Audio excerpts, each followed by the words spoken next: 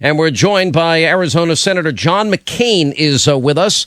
He's been very, by the way, Senator, I want to give you credit. Last night we had Michael Steele on the program. Earlier today I was talking about it. I'm furious with Republicans, and you are not one of them. And when you're right, I love being on your side. When you're wrong, like on immigration and a few other things, you know, I hate having you as an opponent. But I got to tell you, you were the one out there last weekend speaking out against these ridiculous earmarks. You know, literally millions and millions and millions of dollars. Republicans were buying into it as well. And you were saying, let's stop the madness. And few people were following. It really ticks me off. Well, let me tell you, you were talking about a plan you're going to unveil. If I could make a recommendation, I know it's going to be either 1, 2, or 3. Stop spending. Stop spending. Stop spending. Oh, it's there. This bill is laden with pork that you can't believe. One of my favorites is $2.9 million to study surgery in outer space. Now, I know Trekkies all over America are calling on Mr. Spock and Captain Kirk and Bones to come to the bridge. But the fact is that it's 14% increase, the bill I was railing about over the weekend, 14% increase in spending, $4.3 billion in pork earmarked pork. How much in spending? The 440 billion, I believe, but the $4 billion in outright earmark, $4.3 billion in outright pork. Now, what could the people who can't afford their homes, who can't stay where they are, who are on welfare, what could we do for small business people with that $4.3 billion? It's outrageous. Well, you know what makes me mad, though, Senator? Here is an opportunity, as Reagan said, no pale pastels, bold differences. Here, every Republican can sign a simple pledge that they will not bring to their district any pork barrel spending at a time when this country, where, as you had pointed out, we're breaking open the piggy bank of our children and grandchildren.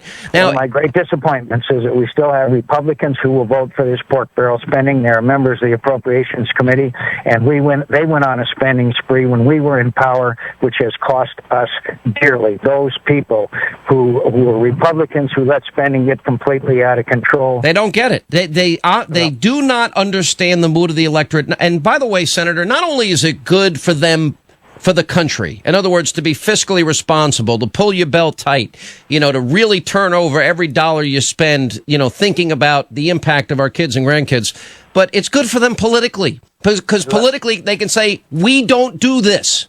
Yeah. Oh, listen, if there's that revolution out there, your freedom rallies, those people are going to bring about change in 2010 in a way that we have seldom ever seen before in American political history. And by the way, I'd like to say in defense of Republicans, there were 3 Republican senators who voted for that bill. There were only 3 Democrat senators who voted against it. So there is a stark difference, but we still have Republicans left over from the Tom DeLay days and the out-of-control spending. Look, everybody wanted Medicare prescription drugs, okay? I voted against it, not because I don't want seniors to have Medicare prescription drugs, but it was a $1 trillion unfunded mandate on our children and grandchildren. We are laying a debt on them which is unsustainable. We're robbing them of their future. They're going to spend, Senator, their entire adult lives paying back the bill that we are now putting on them, on their backs and their grandchildren, our grandchildren, and their children's backs. It's sad. All right, let me ask you about health care. Yep.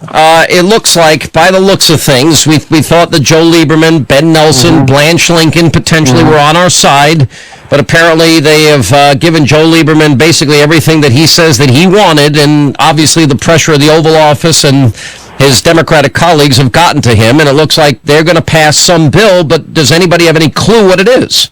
Well, I don't know. Of course, we on my side of the aisle would be the last to know. As you know, I was in a dialogue with Senator Durbin last week, the number 2 ranking guy, and I said, "What's in the bill?" And he said he didn't know. I said that yesterday. That's hilarious. But could I say I'm very proud of Republicans. I'm very proud of the way we have stood on this bill. I'm proud of the votes we have forced. I am proud of the fact that the American people in a CNN poll by 61-38 are saying, send this one back. Let's send it back. And by the way, the president again. Remember, the president promised there would be C-SPAN cameras in the room, and we would negotiate together. All the Democrats are going over to the White House. I hope that the C-SPAN cameras are allowed in. Yeah, well, I wouldn't count on it, Senator. But so what we understand, and I guess the very latest that we have on this is as I understand it, and you tell me if I'm wrong, that first they had, Senator Reid said he had supported the government option. Then that didn't work out, so then they moved to the Medicare buy-in. Then Senator Lieberman opposes it. Now the Medicare buy-in is out. Now they're being called to the White House after the president went 2 Sundays back, and he met with the Democrats then. Again, no Republicans invited. Now they're meeting at the White House earlier today. And so the question is, and nobody in America has a clue except they're going to tell us this is really good, you're going to like it. And it's going to cost $2.5 trillion, and it's one of the great scams in American history. You know, when you go out and buy a car now, Sean, you get to wait a year before you start payments. This is Bernie Madoff accounting. You get if they pass this bill, then you get to pay the taxes, and the benefits start decreasing immediately. And then after 4 years, supposedly, then some of the benefits. Is it 4 years? I've been telling everybody it's 3 years. Four, my friend. 4, according to. You know what? I've got to apologize to my audience. I've been telling them you pay taxes for 3 years and then the benefits kick in. It's a scam. We'll pay taxes for 4 years and then the benefits kick in. Nobody would buy that kind of car or house or anything else. Look, it's a fight, though, that if we lose this battle, and I'm not saying we are, because we're going to be fighting it to the last minute if we're here on Christmas Eve, we Republicans.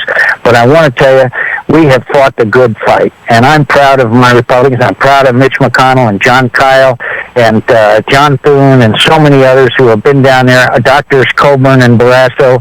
I'll tell you, we have, I believe, and I may sound a little egotistical, I think we've helped swing American public opinion overwhelmingly against this massive takeover and increase in taxes, spending, and in the end of the day, depriving people of benefits.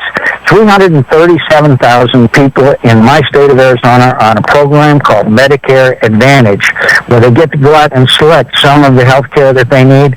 That program will be dismantled. Well, I don't understand one thing here. I don't understand how it is that there's been so little coverage of the fact. Look at how much money Mary Landrieu got out of this.